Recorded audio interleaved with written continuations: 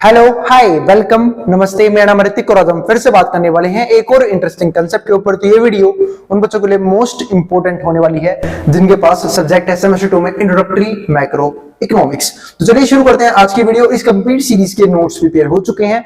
जिन बच्चों को notes purchase करने हैं वो इस नंबर पे जाए 9667836336 यहाँ पे जाके नोट्स ले सकता है, जिसके अंदर इसके सारे इंपॉर्टेंट क्वेश्चंस भी इंक्लूड होंगे नोट्स के अंदर ही। और साथ साथ आप लोगों को एक चीज और प्रोवाइड की जाएगी, वो इसके न्यूमेरिकल क्वेश्चंस की भी एक क्वेश्चन सीरीज जहां पे हम न्यूमेरिकल क्वेश्चन की प्रैक्टिस करेंगे। ठीक है, तो वो ध्यान रखना।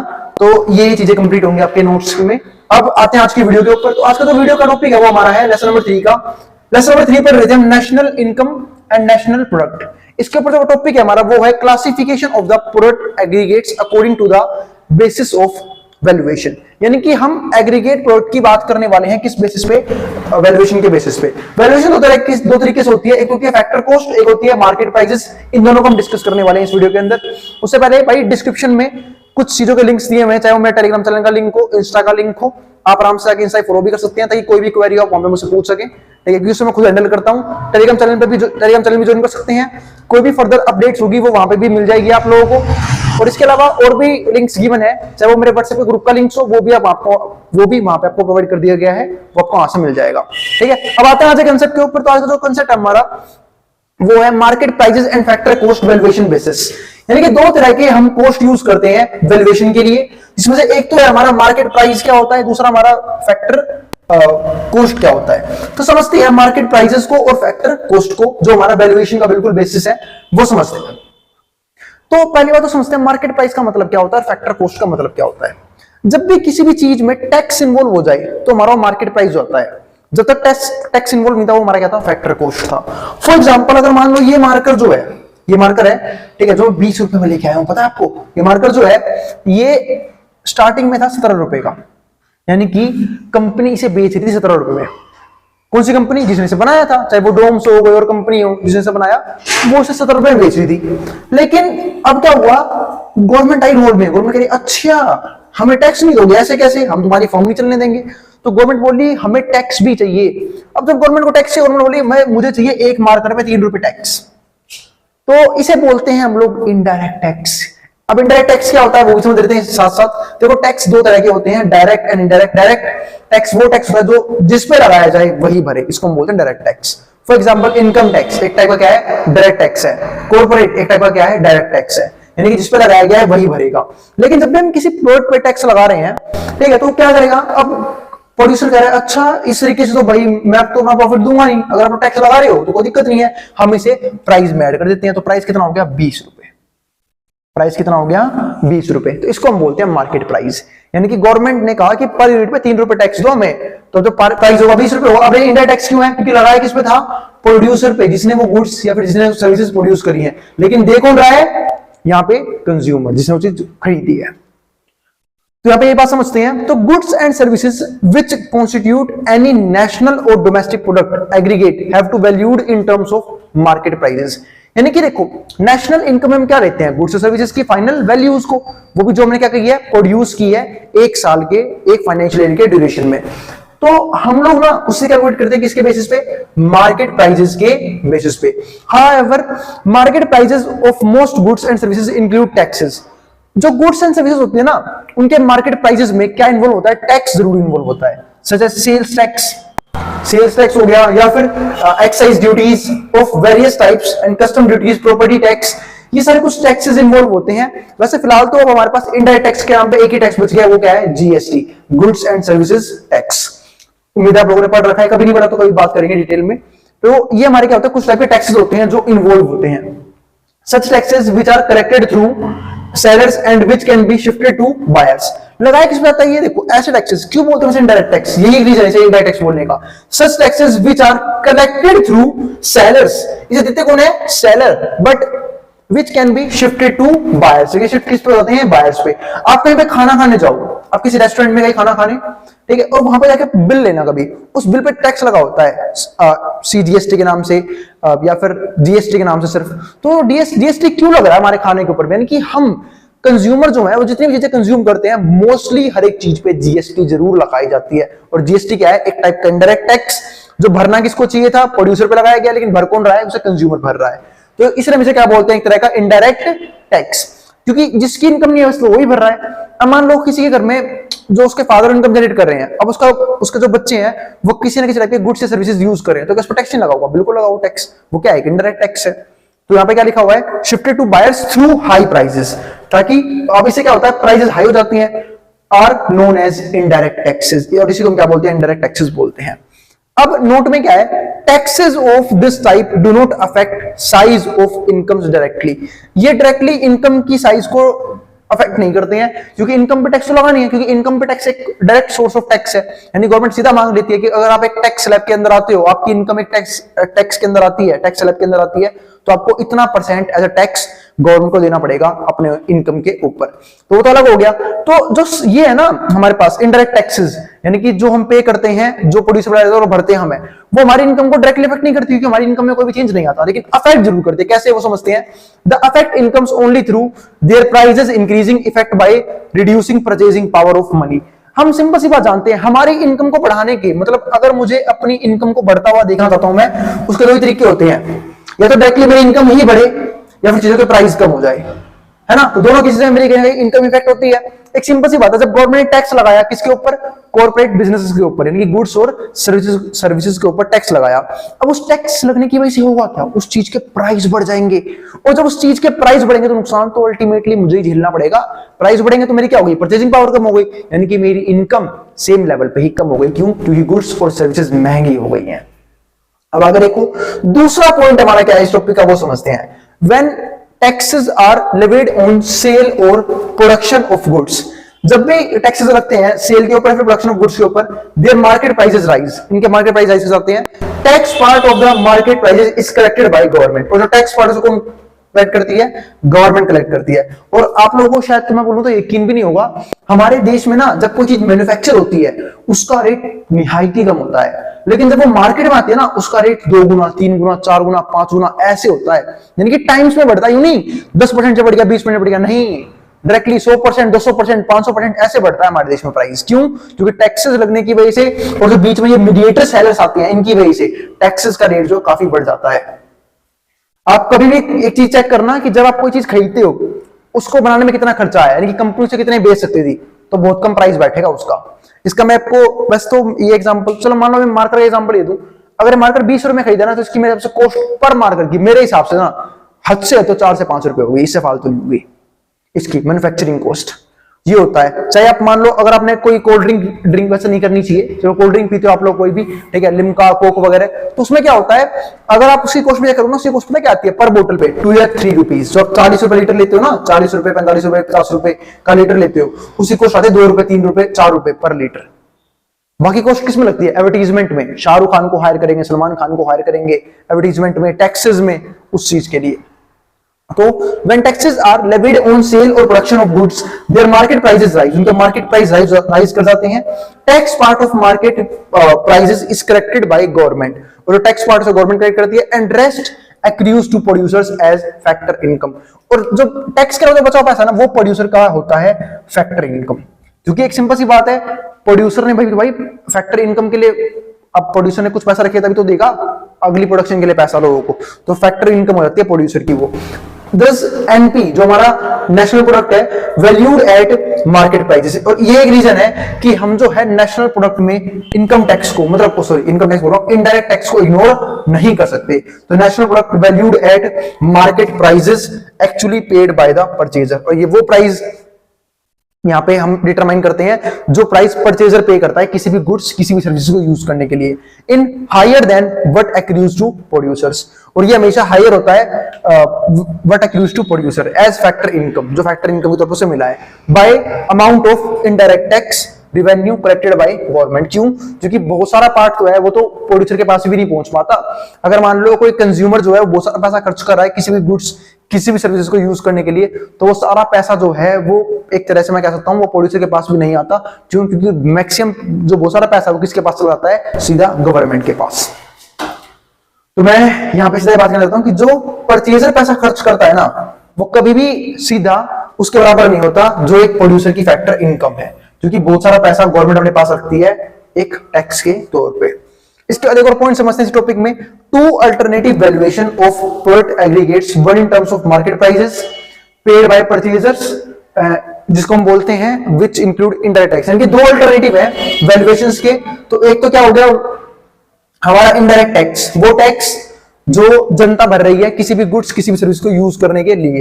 And second in terms of factor income, दूसरा हमारा क्या होता है factor income, market prices excluding indirect taxes, यानी कि ऐसे मार्केट प्राइसेस जिसने एक्सक्लूड कर रखा है इनडायरेक्ट टैक्सेस को। एनी प्रोडक्ट एग्रीगेट एनपी और डीपी, किसी भी तरह के प्रोडक्ट एग्रीगेट कर लोगे एनपी और DP valued at market prices, जो किस पे वैल्यूड है मार्केट प्राइस पे वैल्यूड है। इसके बाद जो हमारा तीसरा पॉइंट था वो समझते हैं। अगर तीसरे पॉइंट की बात करूं मैं यहाँ पे, government also grants subsidies to enable producer to sell certain goods below their factor cost। अब जो है ना गवर्नमेंट थोड़ा सा अप्रोव करते बात है कि चलो भैया अब तो आपने बता दिया कि हम कैसे कैलकुलेट करते हैं, टैक्सेस का क्या रोल होता है, गवर्नमेंट टैक्स लेती है। अब ये समझते हैं गवर्नमेंट टैक्स क्यों लेती है, क्योंकि गवर्नमेंट के भी कुछ खर्चे होते हैं। अब टैक्सेस क्या है, ultimate source of government revenue है ना। तो अगर गवर्नमेंट को हमारे देश में कुछ खर्चे करने हैं, जैसे कि एडमिनिस्ट्रेशन संभालना है, भाई प्रशासन गवर्नमेंट का है, डिफेंस गवर्नमेंट के पास है, एजुकेशन जो पुअर लोगों को, जो अब एजुकेशन दोनों के पास है, गवर्नमेंट सेक्टर के पास भी प्राइवेट सेक्टर के पास भी है, लेकिन क्या हर एक जो गरीब तबका है हमारे देश का, जो पुअर पीपल्स हैं, क्या वो अफोर्ड कर सकते हैं क्या नाम है जो प्राइवेट स्कूल की महंगी महंगी फीसेस हैं या फिर प्राइवेट कॉलेज की महंगी महंगी फीस है, तो सब पॉसिबल नहीं है। तो गवर्नमेंट रोल में आती है, गवर्नमेंट देती है टीचर्स को सैलरी, या फिर बनाती है गवर्नमेंट स्कूल्स और गवर्नमेंट यूनिवर्सिटीज, जहां पे लोग जो है चीप रेट पे पढ़ाई कर पाए, है ना। तो इस चीज के लिए हम करते हैं। तो ये हमारा क्या हो गया यहाँ पे, तो इसी को हम क्या बोलते हैं कि भाई गवर्नमेंट ने क्या कर दिया यहाँ पे, उस टैक्स से सोशल वेलफेयर करना शुरू कर दिया। अगर भाई मैं नॉइस कैंसिलेशन लगाना भूल जाऊं तो इस साउंड को इग्नोर कर देना यहाँ पे, ठीक है। तो जो गवर्नमेंट है also grants subsidies to enable producers to sell certain goods below their factor cost। यानी गवर्नमेंट जो है ना सब्सिडीज प्रोवाइड करती है। सब्सिडीज टैक्स का उल्टा होता है हमेशा, क्योंकि टैक्स से कहीं ना कहीं नुकसान कंज्यूमर्स को भी होता है, कहीं ना कहीं प्रोड्यूसर को भी होता है, लेकिन सब्सिडी होता है फायदा।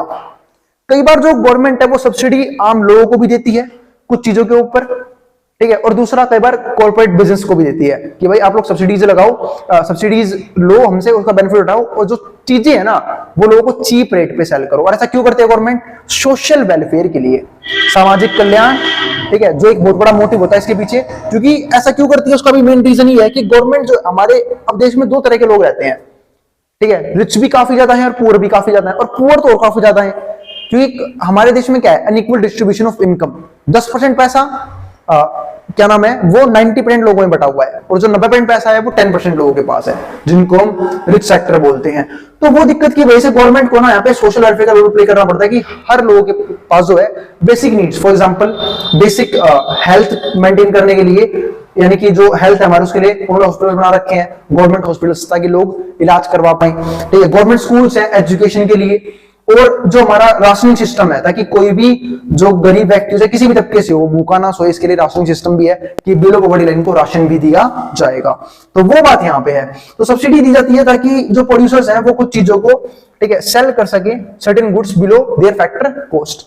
Consequently, market prices of subsidized goods are lower than their factor cost। तो जो मार्केट प्राइस है ना जो है वो कम हो जाते हैं, किससे, फैक्टर कॉस्ट से। पहली बात, क्योंकि मार्केट प्राइस जो है ना वो जनरली ज्यादा होते हैं किससे, फैक्टर कॉस्ट से, लेकिन इस केस में कम हो गए। अब इस कम होने के पीछे बेसिक सा रीजन क्या है, क्योंकि मार्केट प्राइस का मतलब यहाँ पे क्या है कि भाई मैं सामान कितने बेच रहा हूं, और कोई भी कंज्यूमर, कोई भी प्रोड्यूसर अपना लॉस क्यों करेगा, वो कब करेगा, जब गवर्नमेंट उसे सामने से बोले कि हम आपको सब्सिडीज प्रोवाइड कर रहे हैं, ठीक है, हम आपको जो एक्स्ट्रा पैसा आपका लगा है बिजनेस के अंदर, जैसे मान लो गवर्नमेंट आई रोल में, इसका एग्जांपल समझते हैं, मैंने 20 रुपए मार कर लिया, गवर्नमेंट कह रही नहीं आपको मार्केट 10 रुपए में बेचना है, तो बात है मेरे तो 10 रुपए नुकसान होगा, प्रोड्यूसर तो बोलेगा आप ऐसे कैसे कर सकते हो, भाई मेरी चीज है, इसको बनाने पे खर्चा आया है 20 रुपए का, आपको 17-18 रुपए का, और मैं कैसे बेच दूं भाई से 10 रुपए में, तो गवर्नमेंट बोलेगी बाकी का पैसा हम आपको रिकवर करवाएंगे, किस फॉर्म में, सब्सिडीज की फॉर्म में। तो ये था हमारा इसका complete topic, subsidies like negative indirect taxes. इसको हम बोल सकते हैं क्या, नेगेटिव इनडायरेक्ट टैक्सेस। कई बार सब्सिडीज ना बिजनेस को डेवलप करने के लिए भी किया जाता है। मैं आपको एग्जांपल देता हूं इस बात का एक, जैसे कि आप लोगों ने सुना होगा पहले ना कुछ जोन्स होते थे जिसको हम बोलते हैं SEZ। SEZ का मतलब होता है स्पेशल इकोनॉमिक जोन। आप लोगों को पता है कि जो ज्यादातर लोग हैं वो जॉब्स की तलाश में अर्बन एरिया की तरफ जाते हैं। अर्बन एरिया यानी कि शहरी इलाके, ठीक है।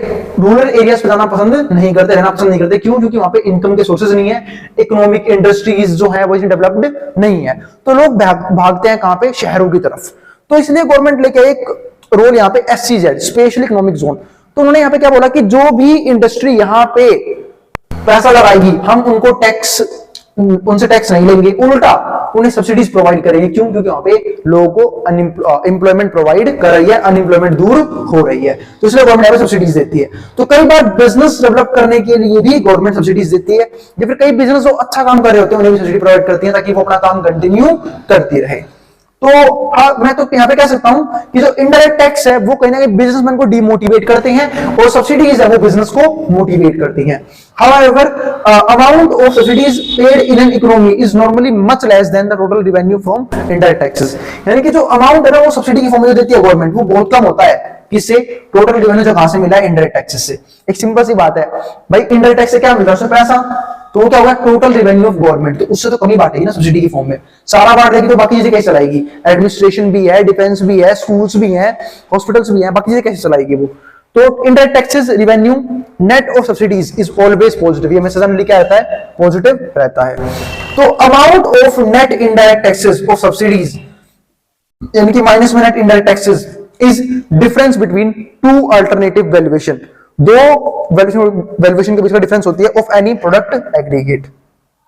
Bye deducting amount of net indirect taxes from any product aggregate, मतलब अगर हम किसी भी चीज में से नेट इनडायरेक्ट टैक्स को माइनस कर दें from any product aggregate valued at market prices, we can derive following corresponding product aggregate valued at factor cost. इसका मतलब ये है कि अगर आपको सिंपल बात समझाऊं ना, सिंपल सी बात बात समझाऊं तो वो ये होगी हमारी। देखो दो चीज होती है, एक होती है एमपी, पहले एफसी लिखता हूं, एक होता है हमारा एफसी, एक होता है एमपी। एफसी यानी कि फैक्टर कॉस्ट, एमपी यानी कि मार्केट प्राइस। अगर मैं एफसी की बात करूं तो अगर आपको एफसी से एमपी में जाना है तो क्या करोगे? नेट इनडायरेक्ट टैक्स एनआईटी को ऐड करोगे। क्या करोगे? एनआईटी को ऐड करोगे। दूसरा, अगर आपको एमपी से एफसी पे जाना है तो आप एनआईटी को माइनस करोगे, यानी कि नेट इनडायरेक्ट टैक्स माइनस किया जाएगा इस वाले केस में। तो अगर एफसी से एमपी पे जाना हो तो एनआईटी प्लस, और अगर एमपी से एफसी पे आना हो तो एनआईटी माइनस। तो ये हमारा तरीका होता है निकालने का, ठीक है। तो ये फॉर्मूला बस ये लिखा हुआ है, देखो मैं दोबारा पढ़ देता हूं इस बात को। By deducting amount of net indirect tax, क्या कर रहे हैं? माइनस कर रहे हैं किसको? नेट इनडायरेक्ट टैक्स को माइनस कर रहे हैं, ठीक है। From any product aggregate valued at market prices, उस प्रोडक्ट में से जो हमने वैल्यू किया है किसमें? मार्केट प्राइस में। यानी कि हम एमपी में से माइनस करें एनआईटी, हम कहां पहुंचेंगे? एफसी पे, वही क्वेश्चन लिखा हुआ है। Then product aggregate valued at factor cost. 4 different product aggregate value at market prices, बहुत सी चीजें हैं, यानी कि ऐसे 4 प्रोडक्ट हैं जिनको हम मार्केट प्राइस के बेस पे वैल्यूड करते हैं। एक तो हो गया जीएनपी, एनएनपी, जीडीपी और एनडीपी। तो ये कुछ हैं जिनको हम मार्केट प्राइस के बेस पे देख सकते हैं। अब एक आपको एक बात और सुनाता हूं, कई बार ना गवर्नमेंट इनडायरेक्ट टैक्स ना एक्सेसिवली इंक्रीज करती है। उसका एक मेन रीजन क्या होता है? मैंने क्या बोला, अगर गवर्नमेंट को किसी बिजनेस को मोटिवेट करना है तो वो अपने इनडायरेक्ट टैक्स को कम करती है, सब्सिडीज को बढ़ाती है। लेकिन किसी को डिमोटिवेट करना है तो वो सब्सिडीज देती ही नहीं है, इनडायरेक्ट टैक्स बहुत हाई कर देती है। ऐसे कुछ सेक्टर होते हैं, जैसे फॉर एग्जांपल आपको बताता हूं एल्कोहलिक सेक्टर्स, यानी कि अल्कोहल के जो बिजनेस है, सिगरेट की कंपनीज, टबैको की कंपनीज, ऐसी कंपनीज पर गवर्नमेंट जो है ना नेट इनडायरेक्ट टैक्स, मतलब मैं बोलता हूं यहाँ पे इनडायरेक्ट टैक्सेस काफी हाई रखती हैं ताकि चीजों के प्राइस बढ़ेंगे। क्योंकि एक सिंपल सी बात है, मान लो मैं आपको एग्जांपल देता हूं, अगर किसी इनडायरेक्ट टैक्स बढ़ेगा तो ये कौन भरता है? प्रोड्यूसर कभी नहीं भरता कौन है? कंज्यूमर। क्यों? क्योंकि प्रोड्यूसर है उस टैक्स को कहीं ना कहीं प्राइस में ऐड कर देगा, तो प्राइस में ऐड कर देगा तो प्राइस महंगे हो जाएंगे, और प्राइस महंगे हो जाएंगे तो एक रूल कहता है कि प्राइस महंगे तो डिमांड कम होगी, यानी कि लोग टबैको प्रोडक्ट को, अल्कोहलिक प्रोडक्ट्स को कम खरीदेंगे। तो ये रीजन होता है गवर्नमेंट का ऐसी कंपनीज पे जो अल्कोहलिक कंपनीज है, टबैको कंपनीज है, इन पे इनडायरेक्ट टैक्स काफी हाई चार्ज करने का। कभी मैं मजाक कर रहा हूं, कभी पूछना एक बात को कि सीड का रेट कैसा होता है? सीड इतनी सी आती है, उसका रेट क्या होता है? 16 रुपए, 18 रुपए, है ना, 20 रुपए। अभी बात समझ में, उसका एक मेन लॉजिक क्या है? ये यही मेन लॉजिक है कि गवर्नमेंट इनडायरेक्ट टैक्स काफी हाई चार्ज करती है और जरूरी भी है, लेकिन लोग फिर भी नहीं मानते। कहने वाली बात है कि भाई लोग दूध पीना पसंद नहीं करते, लेकिन इतनी सी एसिडिटी के लिए तो 4 मिनट का मजा देती है, उसके लिए लोग क्या करते हैं, सिर्फ उसे कंज्यूम करना पसंद करते हैं, जो कि हमें नहीं करनी चाहिए, हमारी सेहत के हानिकारक होती है। तो इस बात का भी ध्यान रखें। ये तो एक वैल्यूएबल पॉइंट हो गया। अब जिसको जो उतारना है यहाँ से उतार सकता है मेट्रो बोर्ड के सामने से। और अगर वीडियो पसंद आई हो तो वीडियो को लाइक करना मत जाना और चैनल को सब्सक्राइब भी कर देना ऐसी वीडियोस के लिए। मिलते हैं नेक्स्ट वीडियो में। जिसको जो उतारना है वो उतार सकता है मेट्रो बोर्ड के सामने से।